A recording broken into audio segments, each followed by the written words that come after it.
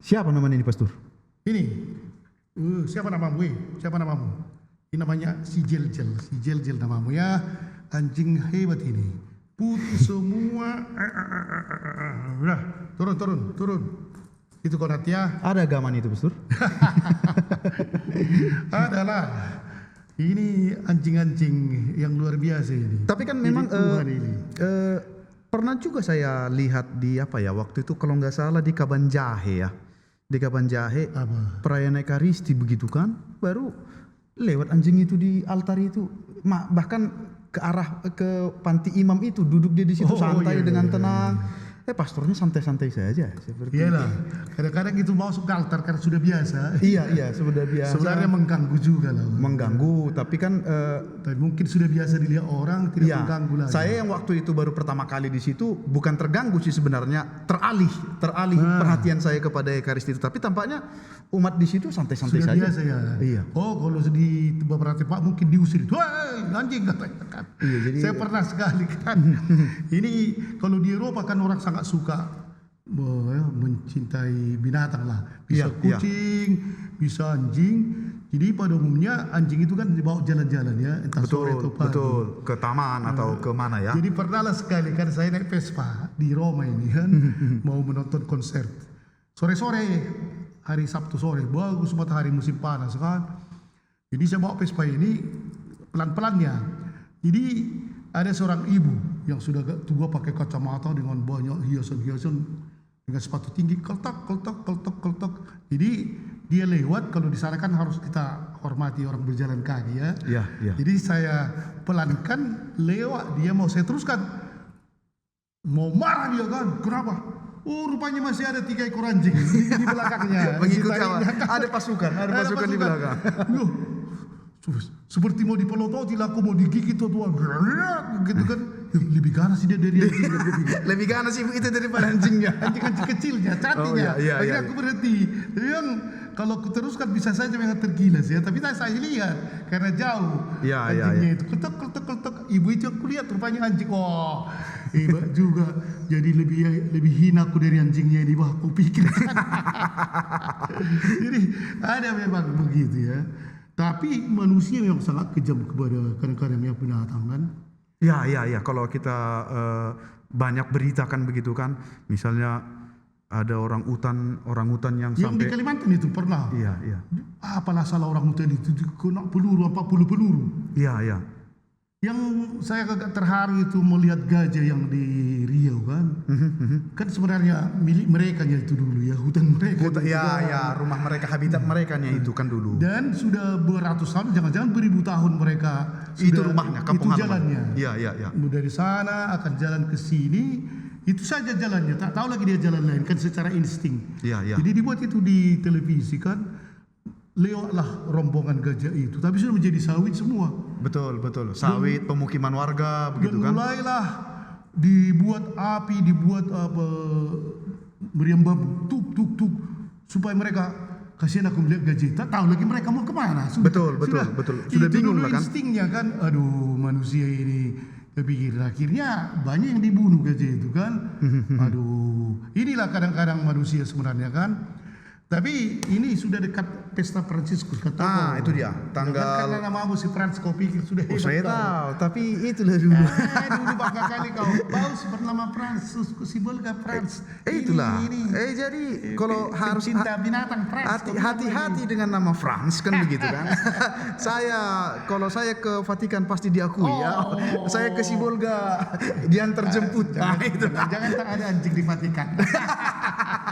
Tapi kan kalau saya ingat dulu kan, saya termasuk orang yang ganas loh terhadap brutal terhadap binatang. Kalau 4 Oktober itu kan di seminari dulu. Saya tukang potong babi dulu. Dibariskan dulu 2 ekor babi itu kan. Belum dimakannya boleh lah. Itulah kan. Jadi bagaimana sebenarnya kalau pandangan gereja Katolik terutama dalam hal konteks kita bicara tentang Santo Fransiskus Assisi. Iya ya. Yang bahkan United Nations sudah mengakui dia sebagai pelindung makhluk hidup dan memang ya. Dia, saya ini pengikut Fransiskus, jangan memang nantilah dulu itu. Supaya tahu kalian betul, semua tapi para pendengar yang ini pengikut Fransiskus. Pengikut Fransiskus bukan berarti Fransiskus. Pengikut Kristus bukan berarti Kristus. Itu yang perlu kita kritisi sekarang kan. Tapi memang dalam legenda itu ya Fransiskus sampai dia berkhotbah kepada ikan-ikan, burung-burung. Karena manusia tidak mau mendengar, sama ikan dia berkhotbah. Di Gubbio itu kan ada serigala yang sangat ganas ya. Betul. Menghantam semua itu kisah itu sangat binatang. terkenal memang. Dan kemudian dia datang entah apa. Kalau di sini udah pawang lah itu namanya ya. Pawang binatang dia. Hanya diajaknya ngobrol. Jinak. Dan ke patung-patungnya kan selalu itu ada. Iya, patung Fransiskus bersama dengan serigala. Yang saya heran itu kalau kita pergi ke Assisi, ya. Apakah ada merpati yang selalu ada di situ? Kita lihat ada satu merpati. Mulai dari dulu itu sudah sampai sekarang. Ini nyata ini, bukan novel ini. Udah ratusan tahun. Bukan merpati yang sama itu, tapi selalu ada merpati. Saya pikir jangan-jangan dilem merpati ini kan biru dia supaya kan. Tapi dari dulu katanya ada di situ dan terus berganti. Nanti ada sudah baru tahun 1200-nya Fransiskus kan. Iya. Dan sampai sekarang masih ada merpati itu. Bagaimana ceritanya? Gue bilang yang kalian ikat-ikatnya di situ bukan, selalu ada itu dari keturunannya sudah ada di situ. Satu ekor di sarang itu hebat juga ya, di Assisi itu tempat Fransiskus. Jadi memang gimana lah sebenarnya pandangan katakanlah bukan pandangan lah sebenarnya, seperti instruksi resmi, pendapat resmi dari Gereja Katolik tentang relasi manusia dengan binatang ini begitu. Karena kan pada prinsipnya semua kita ciptaan Tuhan, tetapi kita bisa melihat sendiri bagaimana ada saja manusia yang terkadang terlalu sayang sama binatang sehingga dia tak jarang dia malah lebih menghargai binatang daripada manusia, daripada anaknya. Itu anaknya atau katakanlah sesama manusia. Itu satu.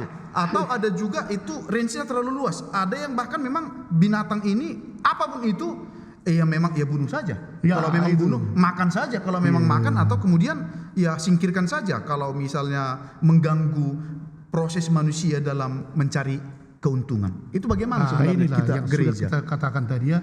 Tapi memang dua ekstrim lah kita katakan. Satu suka-sukanya selalu ada binatang atau pohon atau apapun itu kan. Semua makhluk hidup ya. Hantam saja demi aku kan. Ya, manusia tapi sebagai pusatnya. Ada juga yang sangat ekstrim, begitu dia memelihara binatang ini sampai ada kan orang tua yang baru meninggal itu mewariskan seluruh hartanya untuk anjing. Itu dia. Itu sudah menjadi apa ini? Jadi masuk notaris pula itu ya begitu. Iya, masuk. Tidak maunya sama aku lah dikasih itu kan biar aku pelihara anjingnya itu kupikir. Sama anjing jadi buat bukan sama manusia, tapi untuk anjing. Entah apa itu sudah ada gilanya kita pikir kan. Tapi memang bagaimanapun kita harus kembali dulu ke dasar kitab suci lah. Betul. Apa yang dikatakan oleh Injil atau kitab suci kita tentang sikap kita terhadap bukan hanya binatang ya, juga ciptaan lain. Mungkin ada bisa kita lihat di sini. Ada kejadian satunya. Mungkin ya silakan aja dulu kita Kejadian lihat 1:27-28 ya kan. Maka Allah menciptakan manusia itu menurut gambarnya. Kita menurut gambar Allah ya, citranya. Terus menurut gambar Allah diciptakannya dia, laki-laki dan perempuan diciptakannya mereka. Allah memberkati mereka, lalu Allah berfirman kepada mereka, beranak cuculah dan bertambah banyak, penuhilah bumi dan taklukkanlah itu, berkuasalah atas ikan-ikan di laut dan burung-burung di udara dan atas segala binatang yang merayap di bumi. Berkuasalah, enak juga ya. Beranak juga sudah lengkaplah manusia. Kemudian berkuasalah atas ikan hiu, ikan gobung, ikan tori, ikan teri, atau ikan asin, ikan asin, kan gitu kan? Kenapa ikan butel? Akhirnya kena keracunan ikan butel. Kepiting. Dan seterusnya berkuasalah katanya kan. Atas burung-burung di udara suara, wah kita tangkapilah burung-burung itu. Burung pipit. Burung pipit yang kecil, jangan, karena kecil kali. Ya. Dan atas segala binatang Yang merayap. si jel-jel ini, si sopran ini, yang merayap, ular dan semua berkuasa. Tapi inilah kata berkuasa, inilah yang harus kita tafsirkan kan. Ini harus kita terjemahkan. Ada orang berpikir berkuasa suka-sukanya kan itu. Ya. Berkuasa ku atas hutan, tebang semua. Hantam. Berkuasa ku atas binatang, potong semua. Ini salah. Jadi dalam membahas ini, yang pertama-tama perlu kita lihat dasar moral. Oke. Dasar moral kita kan. Dasar kalau moral, dalam, dasar manusiawi dalam hal membahas binatang. Ini pula jadinya ya. Dalam membahas binatang. Membahas binatang, membahas dasar manusiawi, membahas tentang binatang. Ini menarik ini. Jangan kamu bikin tekanannya. Membahas manusia dan binatang. Tak boleh. Binatang. Sambil lihat ke kamera pula itu. Iya, Dan jadi binatang. Jadi di sini sebenarnya katekismus kita, ajaran gereja sudah akhirnya mengambil dari kitab Kejadian ini dan sikap Allah pencipta. Akhirnya gereja melihat bagaimana menjaga keutuhan ciptaan. Katekismus nomor 2415. Coba kita lihat. Oke, dari 2415 ini dikatakan bahwa perintah ketujuh itu jangan mencuri. Oke, jangan mencuri. Jangan mencuri dari alam. Oke. Ini kaitannya ke perintah ketujuh, jangan mencuri ya. Iya. Perintah ketujuh juga menuntut agar keutuhan di ciptaan diperhatikan. Keutuhan ciptaan. Bukan hanya berkuasa, berarti kita tetap memperhatikan keutuhan itu. Ini betul-betul gereja sudah memikirkannya itu ya. Oke. Terus binatang, tumbuh-tumbuhan dan makhluk tak bernyawa. Ini binatang, tumbuh-tumbuhan, makhluk tak bernyawa itu tanah, gunung, batu bara. Oke. Bernyawa itu. Iya ya. Minyak. Iya. Ini ngeri juga sudah dipikirkan oleh gereja ini ya. Dari kodratnya ditentukan untuk kesejahteraan bersama umat manusia yang kemarin, hari ini dan esok. Ini yang penting. Oke. Jadi semua itu yang bernyawa, tak bernyawa, kodratnya ditentukan untuk kesejahteraan bersama. Bersama ya, bukan hanya satu keluarga. Bukannya kapitalis tertentu, bukan bangsa tertentu. Bukan orang yang karena dia sudah hebat teknologi perangnya, dimatikannya kita semua kan. Karena itu penjajahan dulu ya. Betul. Begitu kan umpamanya penjajahan. Belanda dulu ya datang ke sini untuk menguras habis kekayaan itu kan. Iya kan, begitulah Belanda, Portugis, Spanyol, Amerika juga ya. Padahal kapusin banyak juga di Belanda ya. Tapi akhirnya datang Belanda ke sini. Itu dia. Nanti di podcast yang lain lah kita bahas jadi itu. Dalam arti ini ya, itu kita harus ingat keutuhan itu tadi, kesejahteraan bersama. Jadi kemarin, hari ini dan esok hasilnya untuk apa kita?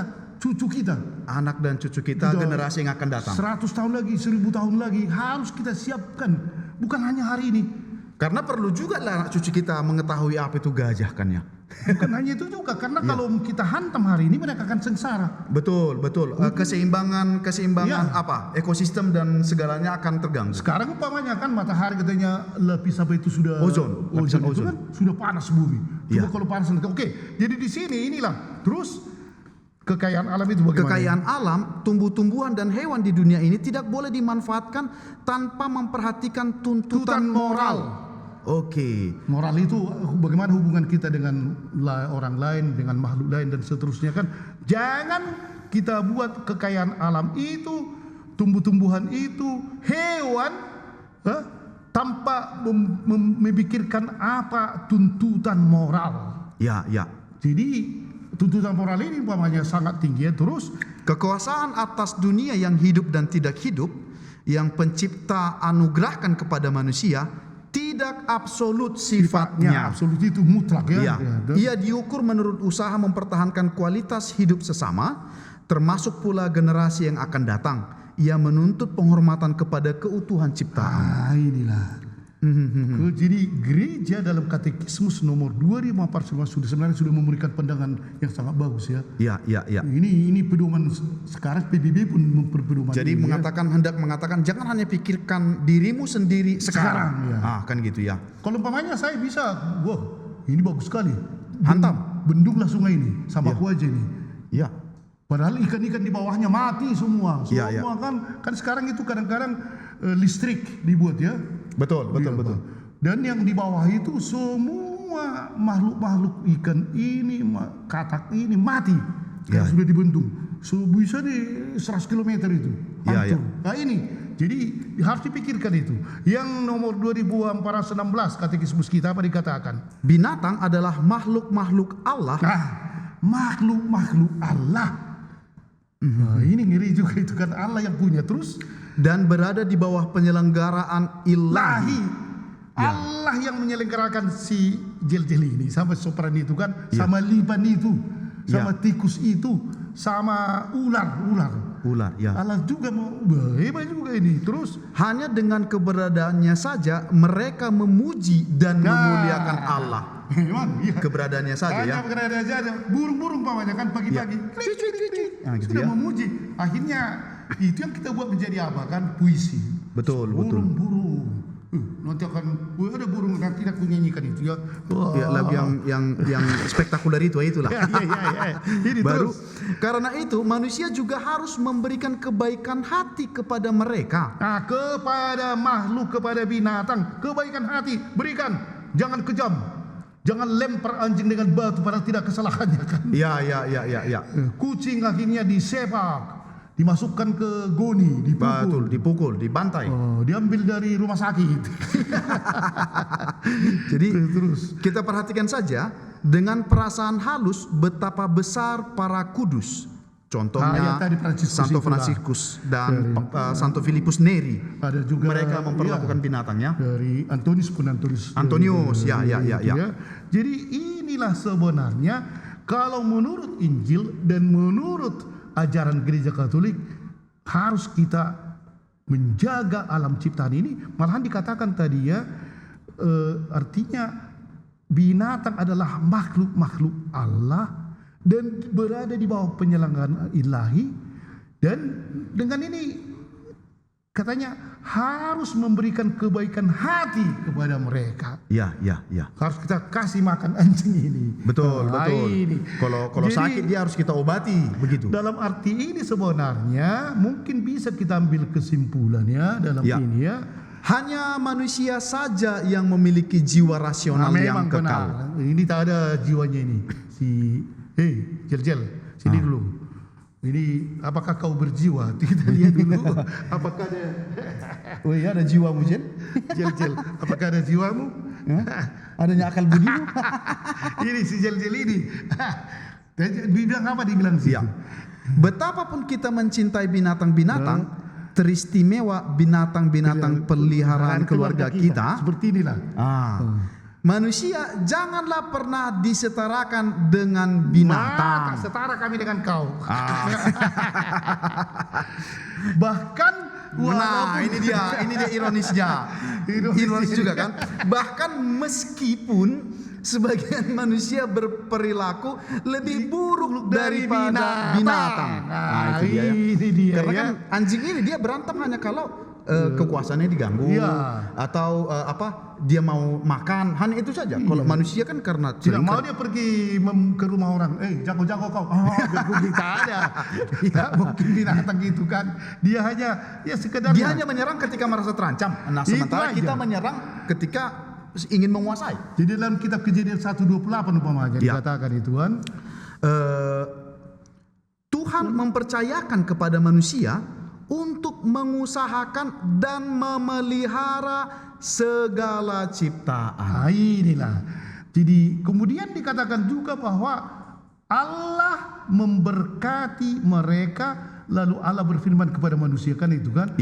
Diberkati semua tumbuh-tumbuhan itu dan apa itu kan, beranak cuculah dan seterusnya, takluklah, berkuasalah dan seterusnya. Jadi inilah prinsip pemeliharaan setiap orang secara moral ya. Wajib menghormati lingkungan hidup. termasuk dirinya sendiri. Termasuk kita sendiri ya, sebagai anugerah yang berharga dari Tuhan. Jadi mempergunakan anugerah ini harus dengan bijaksana sesuai ini ya dengan rancangan dan tujuannya. Oke. Memang di samping dikatakan setiap orang ya, setiap orang sebagai seorang pemelihara yang baik hendaknya berusaha untuk mempergunakan anugerah-anugerah berharga ini demi terciptanya lingkungan hidup dan kesejahteraan yang lebih baik. Tapi beginilah sekali kan. Jadi ada dulu anjing saya si Alto kan. Oke, Alto. Setiap saya mobil atrek dari parkir selalu dia di situ.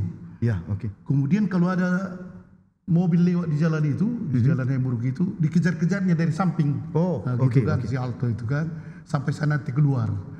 Pada suatu hari sial kali rupanya kan, sudah aku lewat, dikejarnya dari samping, tapi sudah aku ini sengaja dilanggarkannya, pecahlah kepalanya. Oke. Waduh. Jadi waktu itu ada sekretaris kita datang, Pastor sudah mati anjing. Aduh. Tak kulihat karena lagi mengetrek kan. Ya. Dan akhirnya kami kuburlah di situ. Sayang kali aku sama anjing itu kan kami kubur. Tapi kemudian kami buatlah di grup. Siapa harus mengirim karangan bunga? Tuh berduka cita. Si Alto sudah meninggal katanya kan. Ya. Coba tak ada kalian mengirim karangan bunga. Itulah kan. Tapi yang lucu ya, waktu kami mau mengubur ada supir sudahku yang lain berhenti. Tahu dia dilanggar kan? Datang dia sama aku. Pak, bisa itu sama kami aja. Jadi tambul katanya. Aduh, tambul. Jadi bagaimana sebenarnya perlakuan kita terhadap binatang inilah dulu. Itulah dulu. Kalau saya perhatikan katekismus dan kitab suci pun kitab suci ada mengatur dengan baik. Bagaimana perlakuan kita terhadap binatang? Coba kita lihat dulu. Ya, kalau dari ini dekat Pesta Fransiskus ini kan? Ya, betul. Kalau dari katekismus 2417, iya. Allah menempatkan binatang di bawah kekuasaan manusia. Nah, ini ingat ya. Allah menempatkan binatang di bawah kekuasaan manusia. Ya, yang telah Ia ciptakan menurut citranya sendiri. Karena kita sesuai dengan citra Allah ya. Ya, dengan demikian orang dapat memanfaatkan binatang sebagai makanan dan untuk membuat pakaian. Nah, ingat itu. Oh, jangan potong. Makanan jadi ada yang sekarang kan sangat anti untuk apa ya? Artinya jangan pernah makan daging. Kan? Vegetarian. Vegetarian ya. Kalau dia pilih nggak apa-apa. Tapi orang Kristen tidak vegetarian ya. Kecuali kalau pilih sendiri tak apa-apa kan. Tapi kalau di dalam kitab suci dan ajaran kita bisa kita memakan binatang. Ya. Untuk kesehatan dia. Jadilah ikan ya. Kan gitu ya. Dan seterusnya apa dikata untuk membuat pakaian. Umpamanya orang-orang Indian dulu kan memotong banteng, betul. Memburu banteng pakainya kulit. Santo Yohanes bulu dombanya kan. Ini Santo Yohanes bulu domba dia memakan lebah kan apa dan belalang. Ini jadi dikatakan juga terus ya. Orang dapat menjinakkan mereka supaya dapat melayani manusia dalam pekerjaan dan dalam waktu senggangnya. Misalnya sebagai kuda gitu ya untuk membantu bekerja. Iya. Membajak. Oke. Jangan nanti, aduh, kenapa dibuat kerbau membajak? Kasihan, lepaskan. Oh, kuda itu kenapa ditunggangi? Kau aja yang ditunggangi kuda. Jadi siapa lagi yang bikin apa? Berat kali kau di atas kuda itu. Jadi lalu kemudian eksperimen dengan binatang demi kepentingan kesehatan dan ilmu pengetahuan dalam batas-batas yang wajar dapat diterima secara moral karena mereka dapat menyumbang untuk menyembuhkan dan menyelamatkan manusia. Kayak tikus percobaan, kelinci percobaan. Jangan umpamanya obat-obat itu sayang binatang. Jadi siapa? Ke manusia aja langsung. Oh, jangan. Kaulah kan gitu kan. Kaulah kan. Kaulah mana mau kita kan. Jadi demi tikus-tikus itu mati itu nanti. Kelinci percobaan namanya kan. Iya. Jadi jangan kita anti kepada situ karena untuk manusia bagus juga ini dalam arti ini batas-batas yang wajar ya. Bisa kita gunakan binatang itu sebagai percobaan agar nanti obat atau apa virus untuk membantu manusia. Ini jangan dilawan dalam ini ya. Jadi bagaimanapun perbedaan antara manusia dan binatang, jadi sesuai prinsip pemeliharaan lah ya. Maka bekerja silakan aja. transportasi, makanan, pakaian, kebutuhan-kebutuhan lain. Silakan. Asal jangan sampai membabi buta semuanya ya. Sudah babi buta lagi. Gitu kan. Tapi Gitu ya. dalam arti ini ya, dalam kitab suci pun kita dapat contoh itu ya, mempergunakan binatang. Tadi yang kau katakan itu si Yohanes ya. Ya, Yohanes kan. Yohanes memakai jubah bulu unta dan ikat pinggang kulit. Atau dalam kitab Kejadian yang Kejadian 3:21 itu tentang itu ya. kehidupan Adam dan Hawa. Dan Tuhan Allah membuat pakaian dari kulit binatang untuk manusia dan untuk istrinya itu, lalu mengenakannya kepada mereka. Nah ini, jadi jangan anti. Kadang-kadang itu ada itu apa kan? Sekarang jangan makan binatang dan seterusnya. Aku vegetarian, tapi dia memakai kulit. Ya, jaket kulit begitu ya. Bukan jaket kulit ya. Iya. Dan bulu apa itu? Bulu domba. Dia jadi tidak konsekuen dia ya. Ya, ironi jadinya ya, ironi. Kontradiktif jadi di sinilah sebenarnya kan. Mantol apa itu kan binatang ada juga itu mahal kali itu kan. Ya. Jadi sebenarnya kalau kita mau melihat ya, apabila umpamanya diternakan ya ayam terakhir ini kan ada memprotes itu apa itu ya, memblokir kalau ayam yang dipelihara secara ini jangan beli telurnya. Rupanya ada itu terakhir kan di Jakarta itu. Seperti boykot ya begitu ya. Di boykot jangan beli produksi itu karena rupanya ayam itu begitu dipaksa satu-satu gitu supaya bertelur terus tidak bebas. Oke. Sehingga betul begini ayam itu sampai mati tidak bisa menggarut ininya, hanya produksi sehingga bisa 3-1 hari. Jadi hanya dikasih makan kemudian plung Iya, dan keluar dia saja apa telur. dikurung satu ekor. Gitu. Di kotak sempit seperti itu. Kasihan kali itu yang diprotes bagus juga. Iya. Memelihara jangan pernah seperti itu. Jadi, sudah terlalu mengeksploitasi ya. Itu jangan produksi yang dari sini boykot katanya. Kan biasanya agak bebasnya. Ya. Bertelur dia. Itu yang di kandangnya agak luas lah dibikin kan begitu. Bisa lari-lari. Iya bisa. Mulai dari kecil sudah dibuat. Kalau kita lihat gambar kasihan juga ya. Aduh, lah memang ayam tapi jangan gitulah. Ya, betul. Produksi itu seperti itu karena jangan akhirnya ya dikatakan ya binatang-binatang diternakan secara khusus untuk satu tujuan, misalnya ayam potong atau sapi perah, maka binatang itu harus diperlakukan dengan baik dan tidak dengan kejam. Ya. Karena yang terakhir itu Australia memprotes pemotongan lembu di Indonesia. Sistem pengolahan daging lembu, pemotongan rumah potong di Indonesia karena kan gitu. datangkan seperti ada juga kalau di kampung itu ya. Iya. Rupanya nggak boleh diprotes sampai mereka menghentikan import. Iya. Ekspor mereka dari Australia sapi jangan dikirim karena cara memotongnya. Jadi ada umat kita di sini hebat juga sudah modern. Jadi sapi-sapi umat kita ada rumah potongnya kan. Iya. Jadi apa yang sekarang terjadi? Dia ada seperti komputer, dia datang dia nanti ke sini yang sudah mau dipotong ada sejenis ditembakkan entah apalah, bukan luka ke kepalanya tuh pingsan.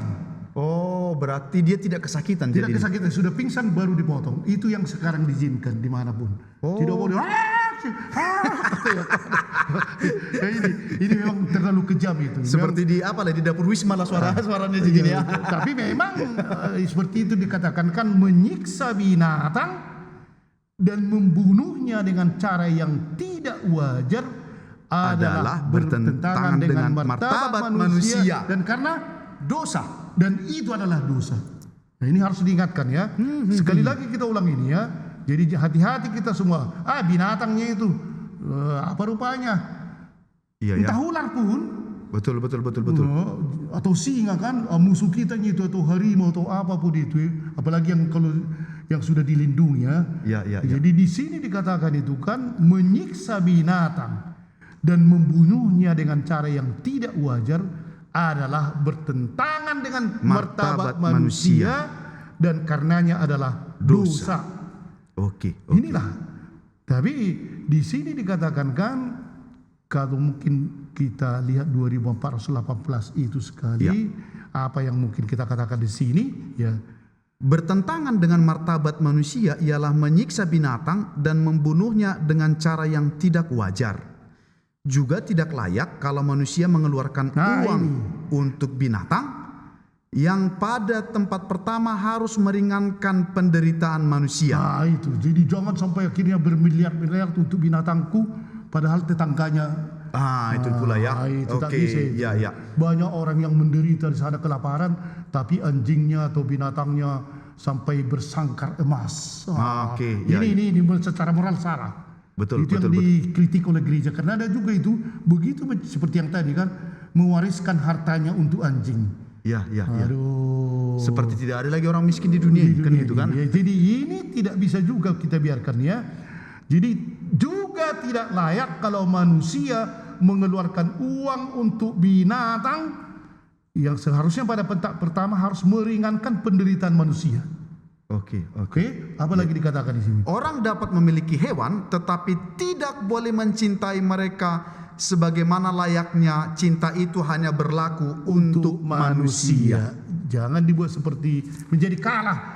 Dia tidak mencintai manusia dan mencintai anjing. Kan kadang-kadang begitu. Jatuh seorang anak, jatuh seekor anjing. Ini anjingnya. Anjing yang ditolongnya anak itu mau. Tapi kan memang kalau misalnya dari apa ya Pastor ya, bukan terkadang sih, seringnya itu gerakan-gerakan seperti itu sering datang dari Eropa, mungkin dari Amerika, kan begitu kan, pola pikir yang sudah lebih maju. Misalnya dikatakan save whales, save sharks katanya gitu kan, selamatkan paus. Apa itu? Selamatkan hiu. Itu. Baru sampai ada kapal mereka besar-besar ya. Betul, kayak apa ya? Greenpeace begitu ya. Kan. Bagus jadi, itu nampaknya kan? Bagus nampaknya, tapi ya seperti itu orang yang sama kan gitu kan, orang yang sama kemudian mendukung pro-choice yaitu itu bisa abortus. Bisa aborsi. Jadi kan binatang jangan dibunuh. Tapi manusia bolehlah gitu kan. Karena itu yang sangat dilarang, dikritik oleh Paus kan. Iya. Kita sangat menyayangi binatang dan membela ikan paus atau ikan hiu, bagus juga untuk alam.